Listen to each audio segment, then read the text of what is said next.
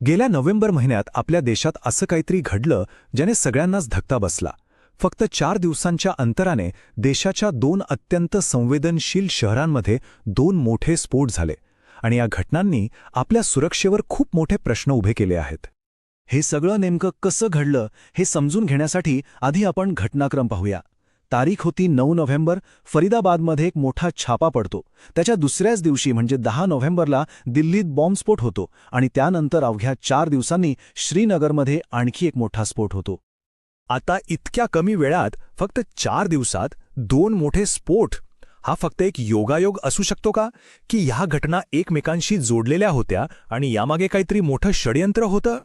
तर हे सगळं प्रकरण नेमकं काय आहे हे समजून घेण्यासाठी आपण काय काय पाहणार आहोत. आपण पाहू 2 स्फोट आणि 4 दिवसांचं गणित. मग ते फरीदाबाद कनेक्शन काय आहे ते उलगडू. हा अपघात होता की दहशतवादी हल्ला यावरही बोलू.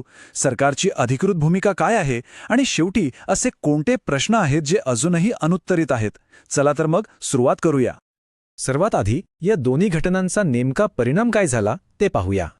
10 नोव्हेंबरला दिल्लीच्या लाल किल्ल्याजवळ एक भीषण स्फोट झाला, ज्यात 13 लोकांचा जीव गेला आणि 20 पेक्षा जास्त लोक जखमी झाले. सरकारने याला थेट दहशतवादी हल्ला म्हणून घोषित केलं. पण या घटनेच्या धक्क्यातून देश सावरत नाही तोच 4 दिवसांनी 14 नोव्हेंबरला श्रीनगरच्या नौगाम पोलीस स्टेशनमध्ये एक महाभयंकर स्फोट झाला. हा स्फोट इतका जबरदस्त होता की त्याचा आवाज कित्येक किलोमीटरपर्यंत ऐकू आला. आजूबाजूच्या इमारतींना हादले बसले आणि विचार करा, स्फोटाच्या जागेपासून 300 फूट लांब मानवी शरीराचे अवशेष सापडले.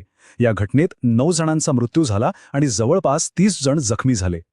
श्रीनगर स्फोटाच्या तपासात एक असा धागा सापडला जो थेट दिल्ली हल्ल्याच्या काही दिवसाआधीच जप्त केलेल्या प्रचंड मोठ्या स्फोटकांच्या साठ्याशी जोडलेला होता. 9 नोव्हेंबरला जम्मू काश्मीर पोलीस दिल्लीजवळच्या फरीदाबादमध्ये एका घरावर छापा टाकतात आणि त्यांना तिथे जे सापडतं ते पाहून सगळेच हादरले. तब्बल 360 किलोग्रॅम अमोनियम नायट्रेट. आता हे अमोनियम नायट्रेट म्हणजे काय? तर हे एक असं केमिकल आहे जे दिसायला खतासारखं असलं तरी ते खूपच स्फोटक असतं. दहशतवादी याचा वापर आयडी बॉम्ब बनवण्यासाठी करतात, कारण याला हाताळताना झालेली एक छोटीशी चूकसुद्धा महाभयंकर स्फोट घडवू शकते. या छाप्यामुळे पोलिसांच्या हाती एक मोठं रॅकेट लागलं. याला पोलिसांनी नाव दिलं व्हाईट कॉलर टेरर मॉड्यूल. का? कारण यात डॉक्टर मुजम्मिलसारखे उच्च शिक्षित लोक सामील होते. आणि धक्कादायक गोष्ट म्हणजे याच डॉक्टर मुजम्मिलचा साथीदार डॉक्टर उमर नवीन यानेच दुसऱ्या दिवशी दिल्लीत तो बॉम्बस्फोट घडवला होता. म्हणजे बघा, फरीदाबादमध्ये सापडलेली स्फोटकं आणि दिल्लीतला स्फोट यांचं कनेक्शन स्पष्ट झालं आणि हीच स्फोटकं तपासण्यासाठी श्रीनगरच्या पोलीस स्टेशनमध्ये आणली होती. आता कनेक्शन तर लागलं, पण मग प्रश्न हा होता की 360 किलो स्फोटकं एका पोलीस स्टेशनच्या आत फुटली कशी? आणि इथूनच 2 वेगवेगळ्या थिअरीज समोर आल्या. पहिली थिअरी आहे की हा एक दुर्दैवी अपघात होता. म्हणजे अमोनियम नायट्रेट खूपच सेन्सिटिव्ह केमिकल आहे आणि फॉरेन्सिक टीमकडून सॅम्पल घेताना काहीतरी चूक झाली आणि स्फोट झाला. पण दुसरी थिअरी ती जास्त गंभीर आहे. त्यानुसार हा एक प्लॅन केलेला हल्ला होता. पोलीस स्टेशनमध्ये आधीपासूनच जप्त करून ठेवलेल्या एका गाडीत छोटा आयडी बॉम्ब ठेवला होता. आधी तो बॉम्ब फोडला आणि त्या स्फोटामुळे तिथे ठेवलेल्या 360 किलो अमोनियम नायट्रेटचा महास्फोट झाला. आता खरं काय, अपघात की हल्ला, याच प्रश्नाने तपास यंत्रणांना गोंधळात टाकलाय. आता या सगळ्या चर्चा सुरू असताना पोलीस आणि केंद्र सरकार दोघांनीही पुढे येऊन आपलं म्हणणं मांडलं. चला पाहूया ते काय म्हणाले.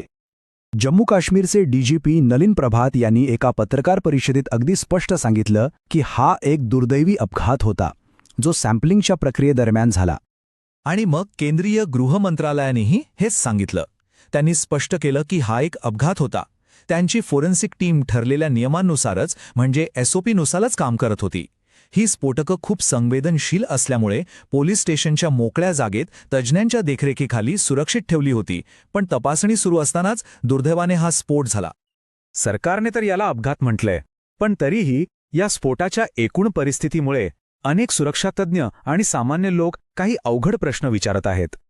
सगळ्यात मोठा प्रश्न हाच आहे की एवढी प्रचंड 360 किलो स्फोटकं एका सामान्य पोलीस स्टेशनमध्ये आणलीच का?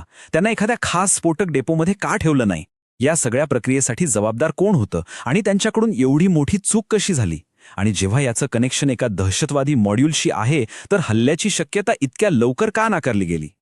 तर अधिकृतपणे जर याला अपघात म्हटलं असलं तरी फरीदाबादचं टेरर मॉड्यूल आणि दिल्लीतला हल्ला या सगळ्या पार्श्वभूमीवर श्रीनगरचा स्फोट हा खरंच फक्त एक अपघात होता की यामागे काहीतरी मोठं षड्यंत्र होतं, हा प्रश्न अजूनही तसाच आहे आणि याचं उत्तर मिळणं खूप